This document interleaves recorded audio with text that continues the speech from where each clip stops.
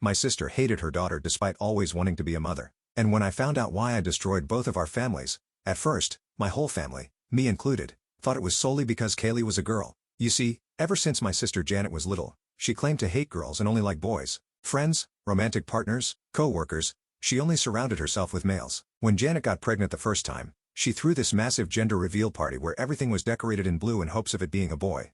I remember watching her face just fall when pink smoke filled the backyard. She forced a smile, but I saw her shoulders slump. The rest of her pregnancy, she spent sharing articles about toxic femininity and posting in these boy mom Facebook groups about hoping for a son next time. After Kaylee was born, things got weird. Janet would dress her only in gray or beige clothes.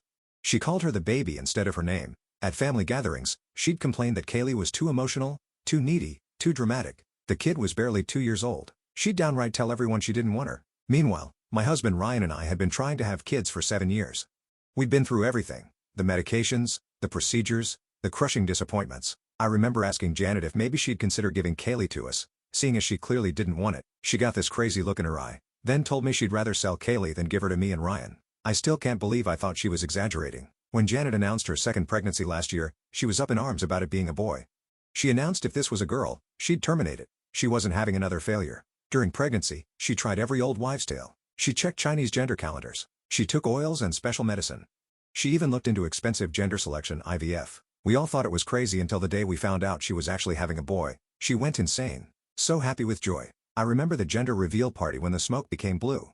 She dropped to her knees and cried tears of joy. Kaylee waddled over to her to hug her and inquire about what was happening, but she literally pushed her aside, causing her to stumble and scrape her knee against a metal swing. It was insane to watch. We didn't really interact much with Janet for the rest of the pregnancy, and even after she gave birth, the family kept our distance, especially given as she had gone away to travel in Europe as giving birth would be cheaper there. But then about 2 months after her baby boy Liam was born, we all hopped on a FaceTime call.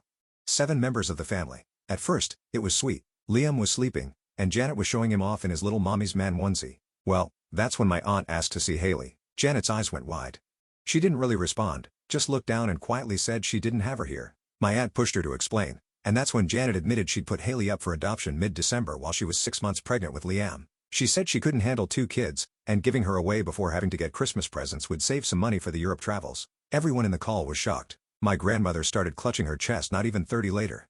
Her breathing got ragged, and she kept gasping Kaylee's name. I was screaming at Janet that me and Ryan could have taken Kaylee, although he did look super uncomfortable the second said that. Either way, the call descended into chaos. Janet disconnected while my grandmother had to be rushed to the ER. When I got home that night after ensuring Grandma was okay, Ryan was acting extremely strange.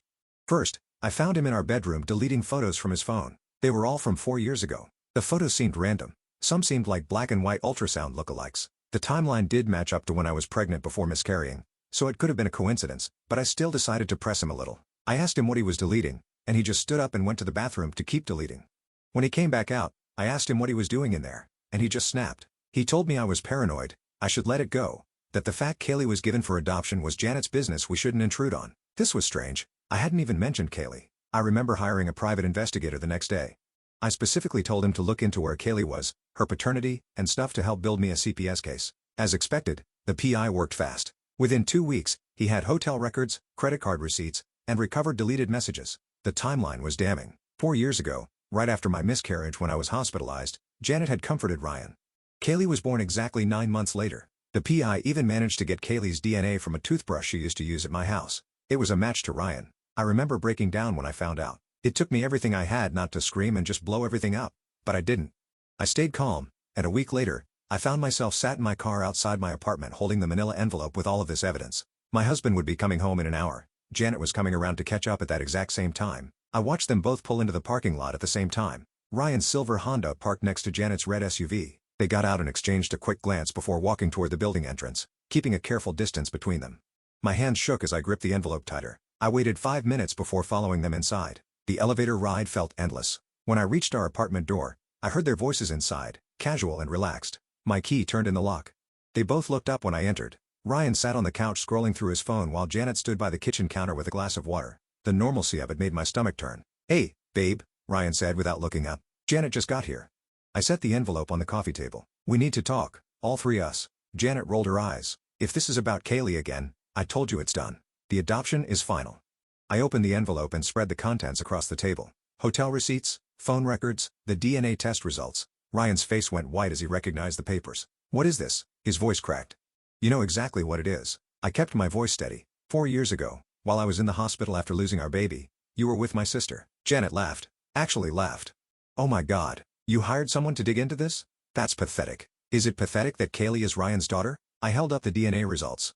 "Is it pathetic that you gave away his child without telling him?" Ryan stood up, his phone clattering to the floor. "This is fake. You're making this up because you're jealous that Janet had kids and you couldn't." I pulled out my phone and hit play on the recording the PI had retrieved. Ryan's voice filled the room, talking to Janet about keeping their secret, about how I could never know about Kaylee's real father. Janet's laughter died. She set down her water glass hard enough to crack it. "You recorded us?" "The PI did.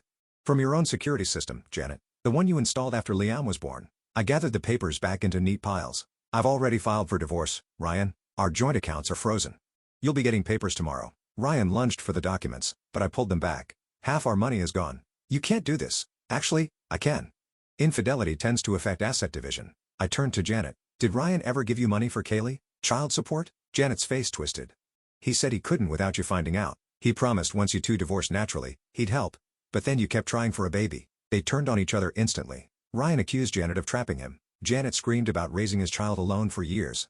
I stepped back as they shouted, their conspiracy crumbling into mutual blame. The apartment door burst open. My grandmother walked in, supported by my aunt and uncle. Despite her recent hospital stay, her eyes blazed with determination. "Enough." Grandmother's voice cut through their arguing. "Janet, we need to talk about this adoption." Janet crossed her arms. "It's done. Closed adoption." "Adoption. No contact." I made sure of it. My aunt stepped forward. "The Sunshine Private Adoption Agency, right? I recognize the name from the papers you signed. I've worked with them before in family court." Janet's smugness faltered. "So they're known for their 6-month reversal window. Biological parents can reclaim children if both parents didn't consent." My aunt looked at Ryan. "Did you sign anything?" Ryan shook his head slowly. "I didn't even know she was pregnant until after Kaylee was born. Janet said it was from a one-night stand. I chose a family in Oregon specifically so you couldn't find her." Janet spat at me. "They're probably already attached to her." I pulled out another document. "Actually, they've been trying to contact you. Apparently, you didn't disclose Kaylee's behavioral issues, the ones you complained about constantly." Janet grabbed for her phone. "I'll call them right now and tell them to keep her. They're already driving her back," I said quietly. "They contacted the agency 2 weeks ago about returning her. My lawyer has been in communication with them." Grandmother moved closer to Janet. "You have 2 choices. Cooperate with getting Kaylee back to this family or I'll remove you from my will entirely." "Liam too." Janet's face went red. "You can't threaten me with money." "I just did." Grandmother's voice was steel. "That child deserves better than being thrown away because you only wanted boys." Janet turned to Ryan, grabbing his arm. "We can fight this together. Get custody of our daughter." Ryan jerked away. "Our daughter? You gave away our daughter without telling me. You let me think she was someone else's. You didn't want her either. You were relieved when I said I was handling it." Janet's voice rose to a shriek. My aunt held up her phone. "I'm recording this conversation, by the way. Your admission that you gave away Kaylee specifically to hurt your sister will be very interesting in family court." Janet made a break for the door but found my uncle blocking her path.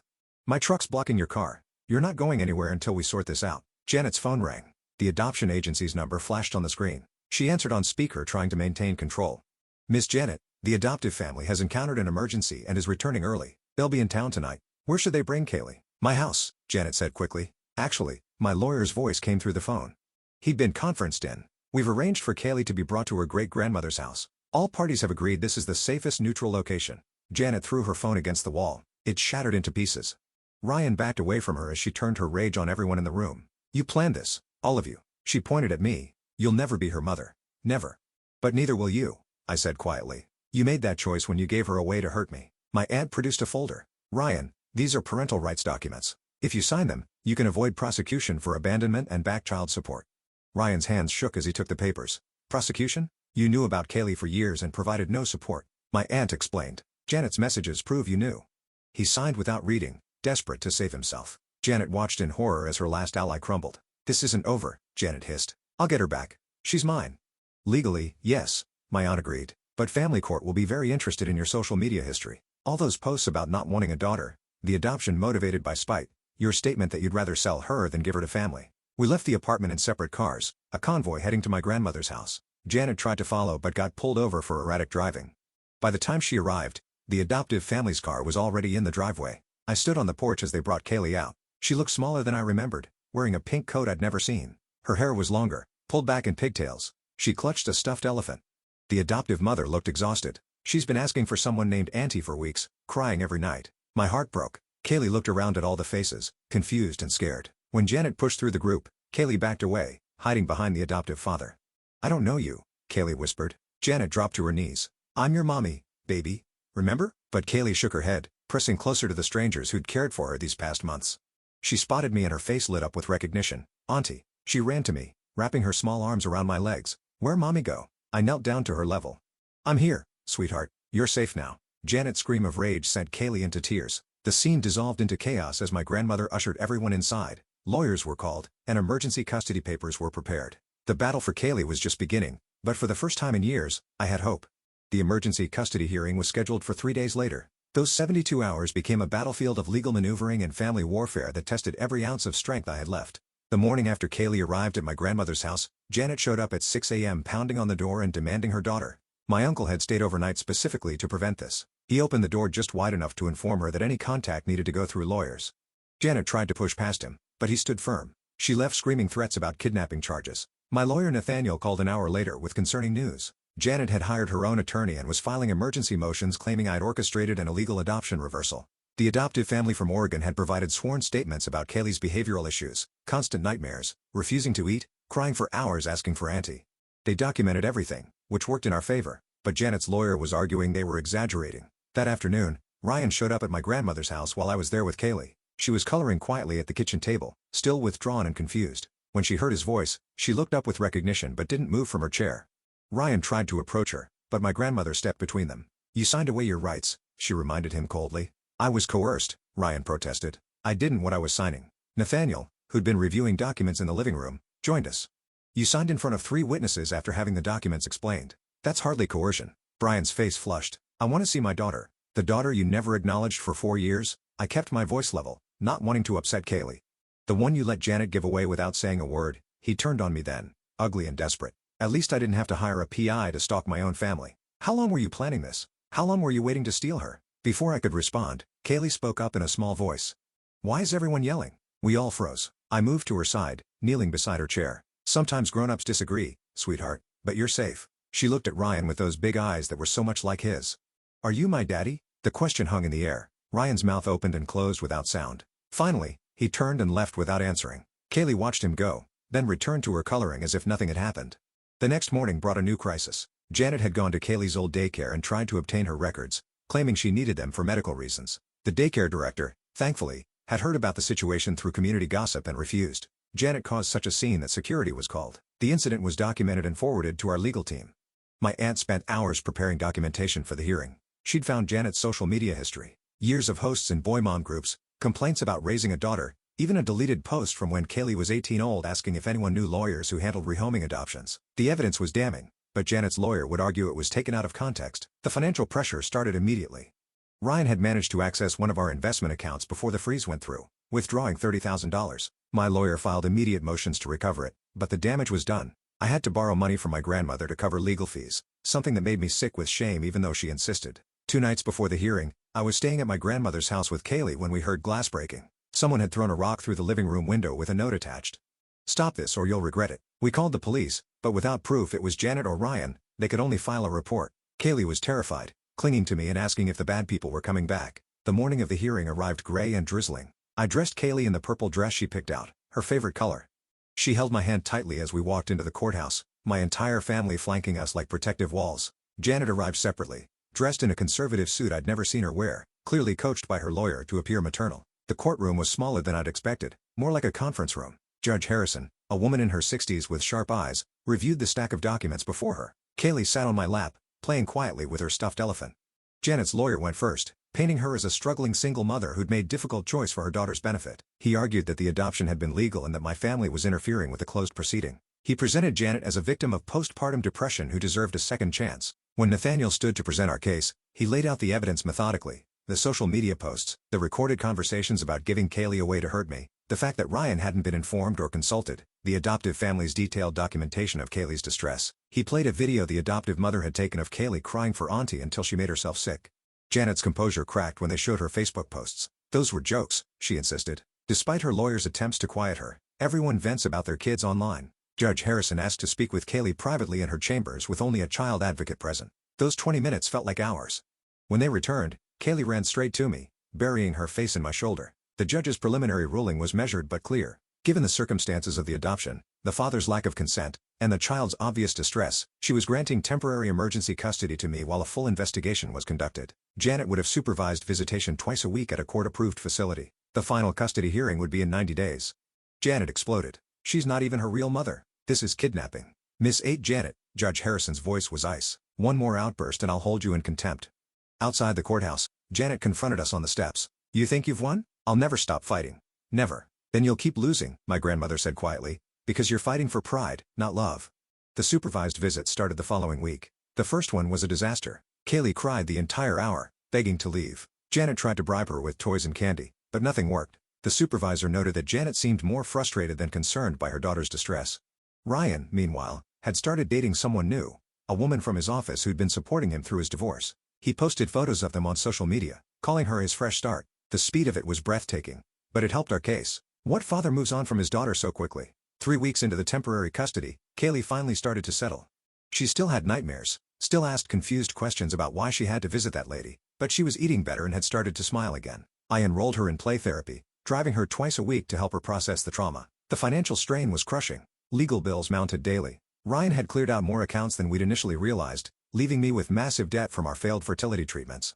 I sold my jewelry, my car, anything valuable. My family helped where they could, but everyone was stretched thin. Janet's behavior grew increasingly erratic. She showed up at Kaylee's therapy appointment, demanding to sit in on the session. When refused, she sat in the parking lot for the entire hour, filming everyone who went in and out. Her lawyer dropped her after she accused him of conspiring with us. The second supervised visit was worse than the first. Janet brought Liam trying to force a sibling bond, but Kaylee was frightened of the baby's crying and hid under the table. When the supervisor tried to coax her out, Janet snapped that Kaylee was being dramatic for attention. The visit ended early.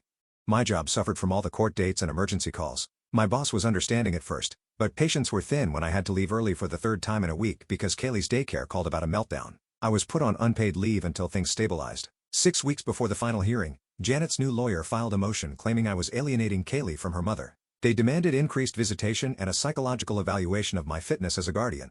The evaluation would cost thousands I didn't have. My aunt found a child psychologist who agreed to evaluate Kaylee pro bono after hearing our story. Dr. Sebastian spent 3 sessions with her, observing her play and gently asking questions. His report was thorough. Kaylee showed clear signs of attachment disruption and trauma from the failed adoption. She viewed me as her primary attachment figure and showed fear responses when discussing Janet. The financial pressure finally broke me. I sat at my grandmother's kitchen table surrounded by bills, sobbing. I dreamed of being a mother for so long, but not like this. Not drowning in debt while fighting my own sister for a child who woke up screaming every night. We'll figure it out, my grandmother said firmly, writing another check I knew she couldn't afford. Family takes care of family. Janet's third supervised visit never happened. She showed up intoxicated, slurring her words and stumbling. The supervisor refused her entry and documented the incident.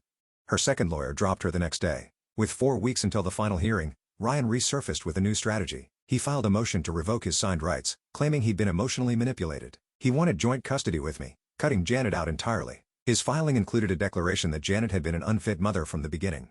The betrayal was breathtaking, even for them. Janet went ballistic, sending Ryan hundreds of texts that his lawyer happily submitted as evidence of her instability. Their mutual disruption was complete, but it made everything more complicated. Now I was fighting 2 parents instead of 1. Kaylee's therapy sessions revealed heartbreaking details. She remembered being left with strangers, remembered crying for me and being told I didn't want her anymore. She'd believed she'd been bad, that everyone had thrown her away. The therapist testified that removing her from my care now would cause severe psychological damage. 2 weeks before the final hearing, I found Kaylee cutting her own hair with safety scissors. When I asked why, she said she wanted to look like a boy so her first mommy would love her. I held her while she sobbed, my heart shattering into pieces I wasn't sure would ever fit back together. The final straw came when Janet posted a video online hammered and ranting about the conspiracy to steal her daughter. She named names, including the judge and child services workers. Within hours, she was arrested for harassment and making threats against court officials. Her bail was set at $10,000 that no one would pay.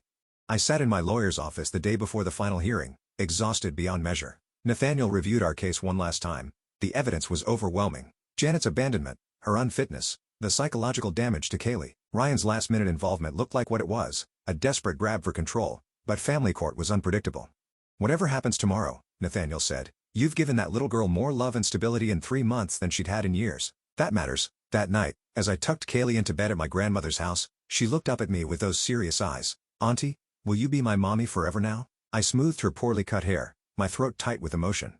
I'm going to try my very best, sweetheart. She nodded, satisfied, and curled into sleep. I sat beside her bed, watching her breathe, preparing for the battle that would determine both our futures. Tomorrow would bring either the family I'd always dreamed of or the loss of another child I loved. There was no middle ground left. The final hearing arrived on a cold Thursday morning. I dressed Kaylee in her favorite purple sweater and braided her choppy hair as best I could. She clutched my hand as we entered the courthouse, my family forming a protective circle around us. Janet arrived 20 minutes late, disheveled and alone. Her latest lawyer had withdrawn from the case after her arrest, leaving her to represent herself. She wore the same wrinkled suit from the preliminary hearing, coffee stains visible on the sleeve. Ryan sat on the opposite side of the courtroom with his new attorney, a sharp-dressed woman who'd apparently convinced him he still had parental rights despite signing them away. He avoided eye contact with everyone, focusing intently on his phone. Judge Harrison entered and immediately addressed the elephant in the room, Janet's arrest for threatening court officials. Janet tried to explain it away as stress, but the judge cut her off, noting it demonstrated poor judgment and impulse control. Nathaniel presented our case methodically, the psychological evaluations showing Kaylee's attachment to me, the documented evidence of Janet giving her away out of spite, the supervised visit reports detailing Janet's inability to connect with her daughter. He submitted financial records showing I depleted my savings to provide for Kaylee while Janet hadn't contributed a penny since the adoption. When Dr. Sebastian took the stand, he explained Kaylee's trauma in clinical terms that made my chest ache. The abandonment had created deep insecurity. She believed she'd been thrown away for being wrong. Her attachment to me was her only stable relationship. Removing her now would cause irreparable psychological harm. Janet tried to cross-examine him, but her questions were rambling and accusatory. She claimed he'd been paid off, that the whole system was rigged against her. Judge Harrison had to warn her twice about courtroom behavior. Ryan's attorney argued her client had been manipulated into signing away his rights. She painted him as a victim of two scheming women, conveniently ignoring his affair and abandonment. Testified that he wanted to be part of Kaylee's life now that he understood she was his daughter. During a recess, I took Kaylee to the bathroom. Janet cornered us in the hallway, dropping to her knees and grabbing Kaylee's shoulders. "Tell them you want to come home with mommy," she pleaded. "Tell them you love me." Kaylee pulled away, pressing against my legs. "You're not my mommy. You gave me away." The court officer intervened, but the damage was done. Kaylee spent the rest of the hearing in my lap, face buried in my shoulder, occasionally peeking out to make sure Janet wasn't approaching. When court resumed, Judge Harrison called Kaylee to her chambers again. This time, Kaylee went willingly, even giving the judge a small smile. They were gone for 30 minutes. When they returned, the judge's expression was grim. She began her ruling by acknowledging the biological relationship between Janet and Kaylee. However, she continued, biology alone didn't make a parent. Janet had abandoned her child out of gender preference and spite. She'd shown no genuine interest in Kaylee's well-being, only in winning a battle. Regarding Ryan, the judge noted his complete absence from Kaylee's life for 4 years. His sudden interest coincided suspiciously with his divorce proceedings and appeared more about control than genuine paternal concern. His signed relinquishment of rights was legal and binding. The judge granted me full legal custody with no visitation rights for Janet pending completion of parenting classes, anger management, and psychological evaluation. Ryan's petition was denied entirely. The adoption process could begin immediately. Janet shot to her feet. "You can't do this. She's mine. I gave birth to her, and then you gave her away." Judge Harrison replied, "This court's primary concern is Kaylee's well-being, not your regrets." Security moved toward Janet as she started advancing on the bench. She spun toward me instead, her face contorted with rage. "This isn't over. I'll appeal. I'll fight this until you're bankrupt." Ryan slipped out during the commotion, not even glancing at the daughter he'd claimed to want. His attorney gathered her papers with obvious disgust. Outside the courthouse, my family surrounded us in a group hug. Kaylee, still confused but sensing the celebration, managed a tiny smile. My grandmother kissed her forehead, tears streaming down her weathered cheeks. That night, Janet appeared at my grandmother's house, Liam on her hip. She'd been drinking. She pounded on the door, demanding to see her daughter. When we didn't answer, she started screaming accusations at the windows. Neighbors called the police. I watched from an upstairs window as officers led her away, my grandmother holding Liam. Janet's parents would take custody of him within the week, deeming her unfit after multiple incidents. The adoption moved forward slowly. Background checks, home visits, court appearances. Kaylee started kindergarten at a new school where no one knew her history. She made friends with a girl named Sophie who also loved purple. 3 months into the process, Ryan sent a single email. "I'm moving to Seattle for work. I won't contest the adoption. Tell her. Just take care of her." I didn't reply. Janet's appeals went nowhere. Her behavior at hearings kept deteriorating. She lost her job after missing too many shifts. Her parents reported she'd shown up hammered demanding money, claiming we'd stolen her life. The adoption finalized on a Tuesday. Kaylee wore a new purple dress and held a stuffed elephant the judge gave her. When asked if she wanted to be my daughter, she nodded solemnly and said yes in a clear voice. That evening, as I tucked her into bed in what was now officially her room, she asked if Janet would try to take her away again. I smoothed her hair, still growing out unevenly, and promised I'd keep her safe. 6 months later, at a school event, I met David. His daughter was in Kaylee's class. He was widowed, understood complicated family dynamics. We talked while our girls played on the swings. Janet sent a letter through her lawyer requesting a photo of Kaylee. After discussion with Kaylee's therapist, we decided against it. The therapist said Kaylee was finally feeling secure. Contact now could undo months of progress. I returned to work part-time once Kaylee adjusted to school. Money remained tight, but we managed. My grandmother helped with after-school care, their bond growing stronger daily. A year after the adoption, I ran into Ryan's mother at the grocery store. She hugged me, crying, saying she was grateful Kaylee had me. She'd tried reaching out to Ryan about seeing his daughter, but he'd cut off contact. He says it's easier this way, she whispered. Janet stabilized eventually, according to my aunt, got sober, found work, saw Liam on weekends under supervision. She never stopped claiming we'd stolen Kaylee, that the fight had gone out of her. David and I took things slow. He understood Kylie came first. Their relationship developed naturally. He taught her to ride a bike. She showed him her drawings. When he proposed 2 years later, he asked Kylie's permission first.